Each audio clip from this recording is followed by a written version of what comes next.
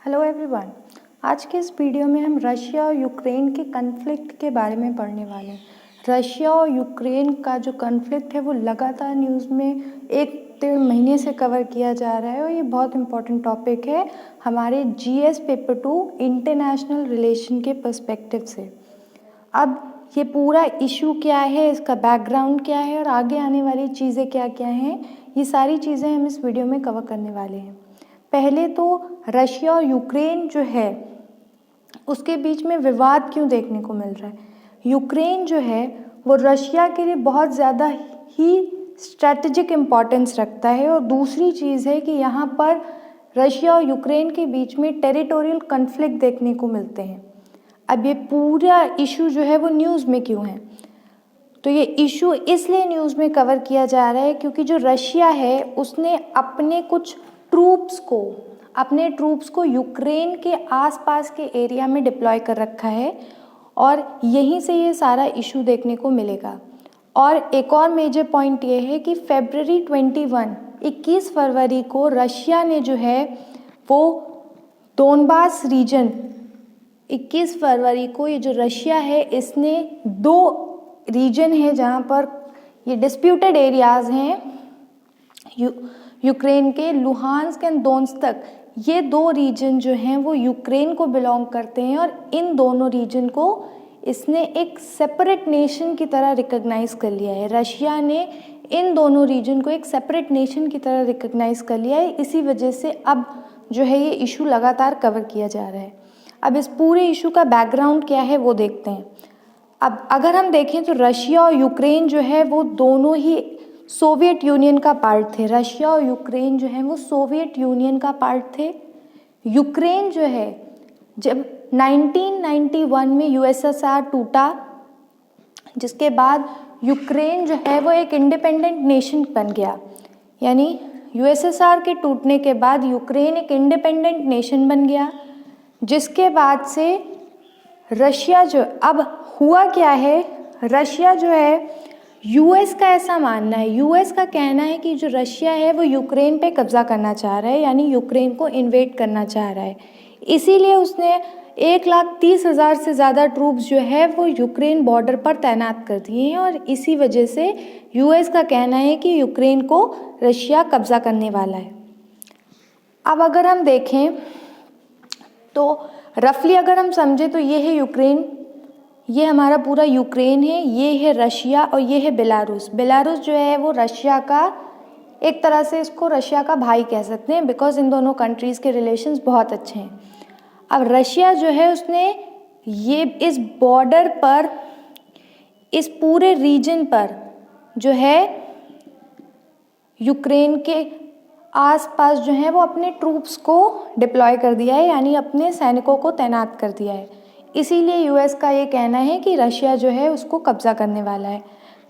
2014 में हुआ क्या था, 2014 में क्या हुआ था, रशिया जो है वो ऑलरेडी क्रीमिया रीजन, ये है क्रीमिया रीजन, ये यूक्रेन का रीजन था क्रीमिया, इसको रशिया 2014 में पहले से ही कब्जा चुका है। It was annexed by Russia in 2014 में इस क्रीमिया रीजन को रशिया पहले ही कब्जा चुका है और अब पूरे यूक्रेन पे कब्जा करने की बात हो रही है। अब हुआ क्या है, 21 फरवरी में ये 2 रीजन है, लुहांस्क और दोनेत्स्क रीजन, इसको रशिया ने एक इंडिपेंडेंट नेशन डिक्लेयर कर दिया है।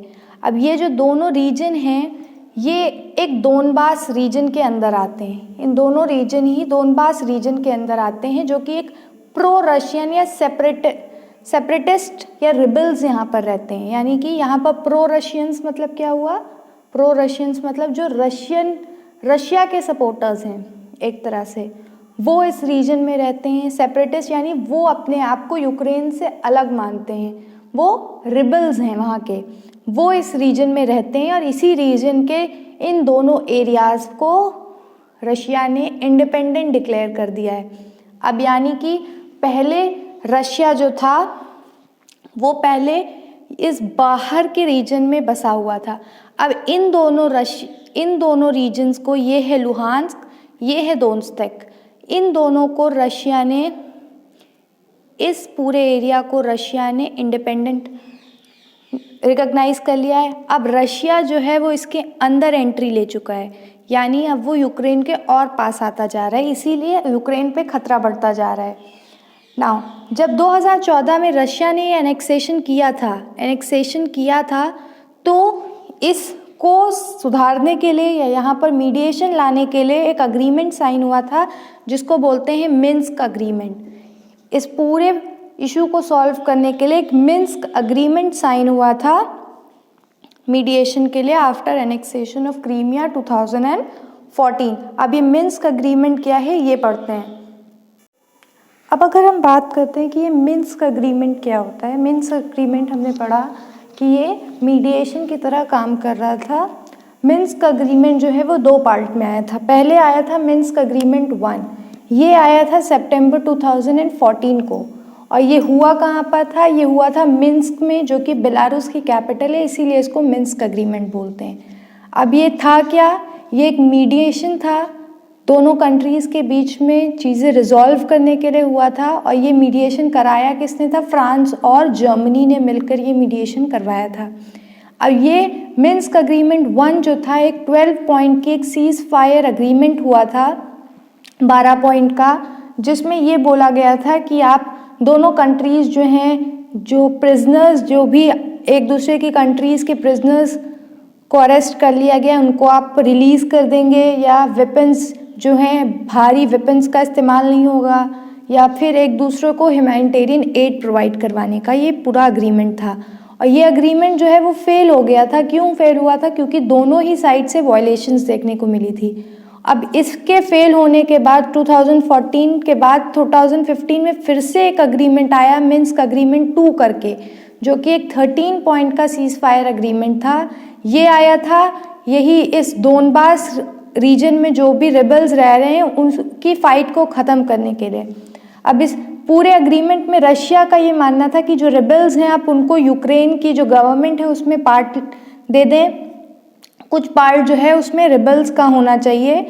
लेकिन यूक्रेन ने इस डिमांड को फुलफ़िल करने से मना कर दिया, क्योंकि इससे रशिया पावरफुल हो जाता, इसलिए यूक्रेन ने इन डिमांड्स को मना कर दिया और ये अग्रीमेंट भी फेल हो गया।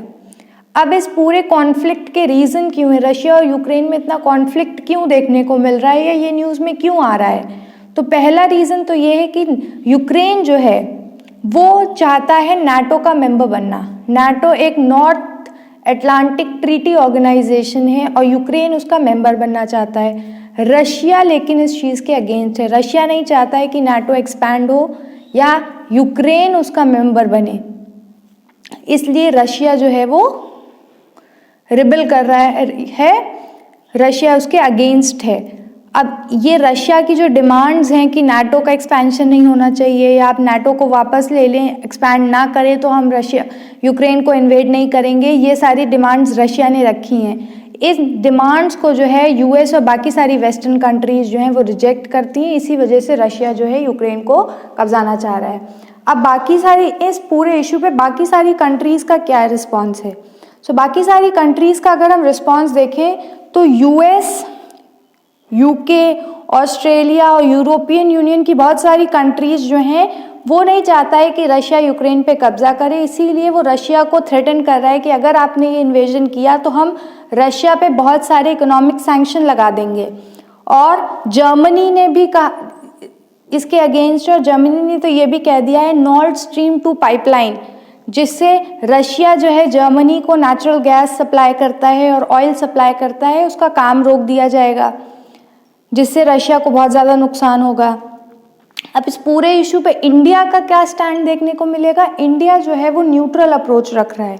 इंडिया चाहता है कि दोनों कंट्रीज़ आपस में बैठ के बात करें और कोई लड़ाई ना हो। अब इस पूरे रशिया और यूक्रेन के पूरे कॉन्फ्लिक्ट में इंडिया के क्या क्या कंसर्न्स देखने को मिलेंगे। सो इंडिया के लिए कंसर्न्स की बात क्या क्या है, एक वर्ल्ड वॉर का सिनेरियो बन रहा है, इससे पूरे वर्ल्ड की जो इकोनॉमी है उस पर इफेक्ट पड़ेगा और इंडिया को किसी एक कंट्री का साइड लेना पड़ेगा, जिससे इंडिया को नुकसान होने वाला है। दूसरा, इंडिया जो है S-400 डील कर रहा है रशिया के साथ।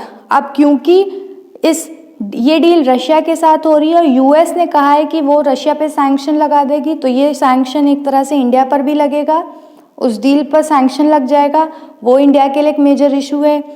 उसके बाद move focus from China to Russia, ये सारा इशू जब हो रहा है तो बाकी सारी कंट्रीज़ का जो फोकस है वो चाइना से हटकर जो है वो रशिया पे चला जाएगा। ये एक प्रॉब्लम की बात है या कंसर्न की बात है इंडिया के लिए।